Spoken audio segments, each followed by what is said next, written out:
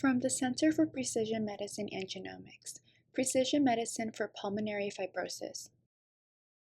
Lung and liver, when multiple organs come up short. Presented by David Zhang, MD, MS, Assistant Professor of Medicine from the Department of Medicine, Pulmonary. I'm going to talk about a case about a patient who has multiple transplants in different organs and how we can sort of identify the factors that led to this diagnosis and how we can apply them for patients in the future. These are my disclosures. So I'm going to take a step back and talk a little bit about genetics and pulmonary fibrosis in general, sort of what we've learned from all of these different studies and how we can use it to apply to our patients. And as long as we've known about pulmonary fibrosis, we've been aware or recognized this hereditary or familial form. These are some early studies done as far back as the 1950s, which showed either family studies or twin studies of multiple family members who have this rare diagnosis of pulmonary fibrosis. We now know this entity of familial pulmonary fibrosis to be actually quite common amongst patients who have ILD. Upwards of about 25% of patients who have idiopathic pulmonary fibrosis, but ranging between 5 and 15% of other clinical diagnoses of ILD as well. And when you look within the same family, so here on this graph here, each line represents a family with a distinct mutation identified in patients within that family. Even if you look within the same family, what you find is that there are different discordant clinical diagnoses, even amongst the same mutation that's inherited across different peoples. And this really highlights the fact that there are these sort of shared genetic vulnerabilities that underlie multiple forms of pulmonary fibrosis, regardless of what we call it clinically. So in 2007, Christine Garcia and Mary Amanios really set out to investigate these large families of pulmonary fibrosis and led to the first discovery of genes in TERT and TERK that are co-segregating with individuals who have the disease. The graphic is a little bit small to see, but you can see anywhere where there is a pink color that represents an individual with disease. And very often they are linked with this plus sign, which indicates the presence of a mutation that's identified. Now, TERT and TERK are genes that help maintain normal telomere biology. And when you have a mutation in one of these genes, that leads to a shortened telomere length. And so when we look at individuals, we look at telomere length by itself in patients with pulmonary fibrosis, what we find is that you find a high prevalence of individuals with telomere lengths below the 10th percentile, regardless of if there's a mutation or not. Since then, we've also found multiple other genes implicated in telomere biology and in pulmonary fibrosis. The top here is the first whole exome sequencing study done by Dr. Garcia's group, which identified genes in PARN and RTEL1, both genes that affect telomere biology. And we recently profiled about 1,000 patients with whole genome sequencing, cataloged the mutations that we find, and about 80% of them involve telomere-related pathways. So quick step back about telomere length. I know many of this audience have already heard me talk about this, but telomeres are tandem repeats of hexamer sequences that serve to protect the ends of chromosomes. With age and with cellular replication, telomere lengths naturally shorten. And when they reach a critically shortened length, there is a DNA damage response, which can lead to cellular senescence, very sort of broadly glossing over that pathway. But And to date, there's been multiple genes now that have been identified that can result in telomere shortening if there is a mutation involved. What happens if there's an extreme form of telomere shortening? And so, we've thankfully been able to recognize that this does exist on somewhat of a spectrum. There are identified syndromes where telomere lengths are extremely, extremely short that present at different ages compared to our patient, which presented purely in adulthood. The two that are the most well characterized are the Horial-Hriderson syndrome and the dyskeratosis congenita. Horial-Hriderson syndrome often presents at birth with birth defects, including microcephaly, pancytopenias, and immunosuppression, or immunodeficiencies, rather. This represents really an extreme form of dyskeratosis congenita, which classically has a triad of oral leukoplakia, nail dystrophy, and reticular hyperpigmentation. These are not the only manifestations that can be seen. And really, if you look across the age, you see variable multi-organ manifestations depending on the age that the patient is diagnosed. So from infancy, childhood, adolescence, and early adulthood to adulthood, you'll see a difference in the makeup of the manifestations outside the lungs that are associated with these short telomeres.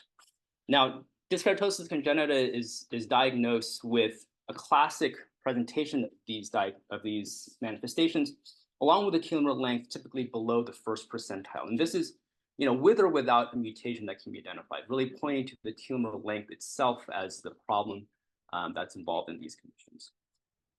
Despite these different syndromes that have been recognized, these are actually extremely rare, even when compared to pulmonary fibrosis, which is rare in and of itself. So the most common manifestation of short telomeres that we know of actually is adult onset pulmonary fibrosis. And while we think of adult onset pulmonary fibrosis typically as a mono-organ dysfunction, if you look closely, you can actually see a lot of extrapulmonary manifestations amongst these patients as well. The true prevalence is probably hard to know because most of the studies just report selected subsets. This is a study done in 2022, which actually looked at about 400 patients with IPF, both familial and sporadic. And you can see that if you categorize extrapulmonary manifestations with patients who have either early grain, concomitant liver disease, hematologic disease, or other skin manifestations, it's seen in about 8 to 10% of patients, all comers. If you then focus on patients that actually have an identified mutation, that prevalence gets quite a bit higher, although, again, true prevalences are hard to know for sure. This was a study done by Chad Newton that looked at about 115 patients that have been diagnosed with different mutations in either TERT, RTL1, or PARM. And the key point here is, at least for hematologic manifestations, in total, almost half of patients had some form of abnormality there.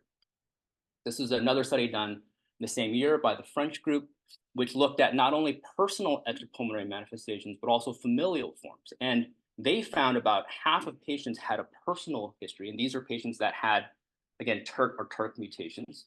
About half of them also had extrapulmonary manifestations. But more importantly, or as importantly, I should say, about 17% of them, you could identify a similar finding in a family member.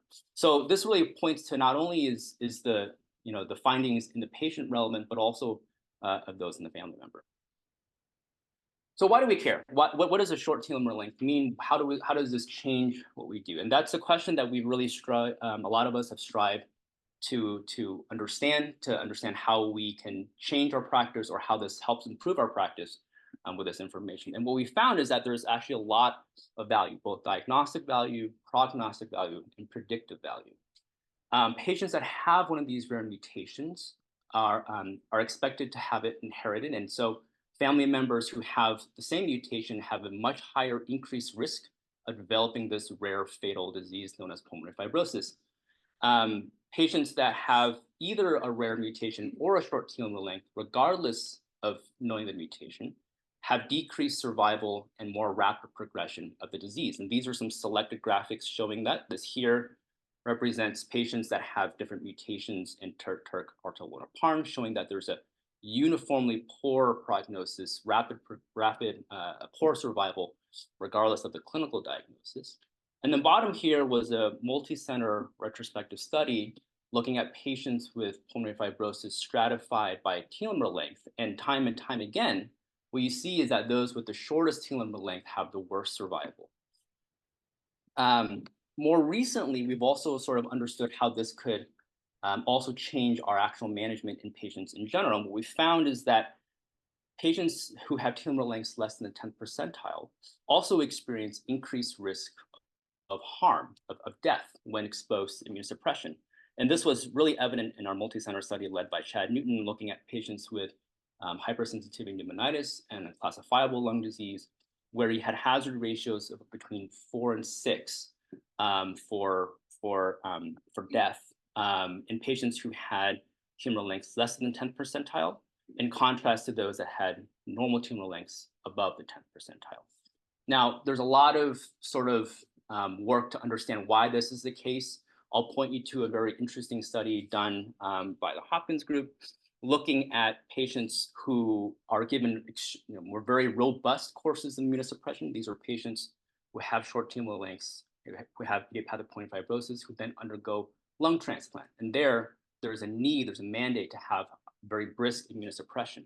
And sort of preliminary reports show that those patients that have short telomere length experience more complications with CMV viremia. They have more relapsed CMV.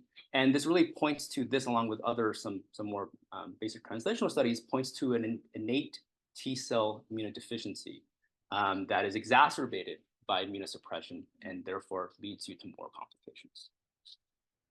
So, how do we approach the actual testing, telomere length testing, as well as genetic testing? I'll say that there's many proposed algorithms, but there's just not one standard approach.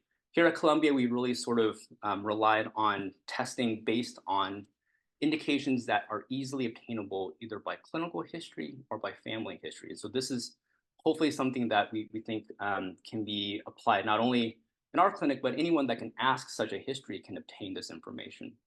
The indications for testing telomere length can be done for diagnostic purposes to help understand, is there a short telomere syndrome, and also is this person more likely to have an actual mutation found on genetic testing. But it can also be done for prognostic purposes to help guide immunosuppressive regimens and so forth. And so the testing indications that we focus on are really features of a short telomere syndrome. And this includes patients who have familial history of familial pulmonary fibrosis, either a personal or family history of premature graying before the age of 30, a personal or family history of cryptogenic cirrhosis, and a personal or family history of hematologic diseases. This includes different cytopenias, myelodysplastic syndrome, and acute leukemias.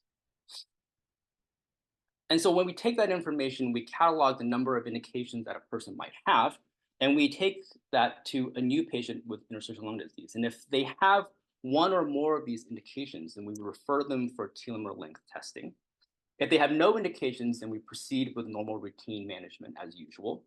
And if they have if they have a family history of pulmonary fibrosis, we refer them to genetic counseling and genetic testing right off the bat. Following telomere length testing, we find that the telomere lengths are normal. We again just proceed with routine clinical management. But if their telomere lengths are short, we refer them for genetic counseling and genetic testing.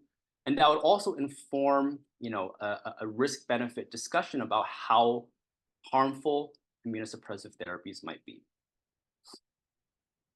And when we take that approach and apply it to a cohort that we've looked at, this is about 100 patients across different clinical diagnoses of pulmonary fibrosis, we find is that if you have the more increasing number of these indications suggestive of a short telomere syndrome, the more likely you are to identify a short telomere length. And again, these were the indications for testing that we had, and telomere length here being below the 10th percentile adjusted for age. So to summarize, extrapulmonary manifestations either in the patient or the family member should raise suspicion for a short telomere syndrome. We think that these easily screenable clinical or family history components can help you improve the detection of short telomere length. But to be completely fair and to understand the utility of that, we are endeavoring to measure telomere length across all comers and not just selecting the ones that we think are likely to have it. Telomere length below the 10th percentile can exist with or without a mutation. And really the telomere length itself leads to a lot of this diagnostic, prognostic, and predictive value, and especially sort of these more recent findings where it can be combined with immunosuppressive therapies and lead to excess harm. This was brought to you by the Center for Precision Medicine and Genomics at Columbia. This has been an internal medicine genetics case study.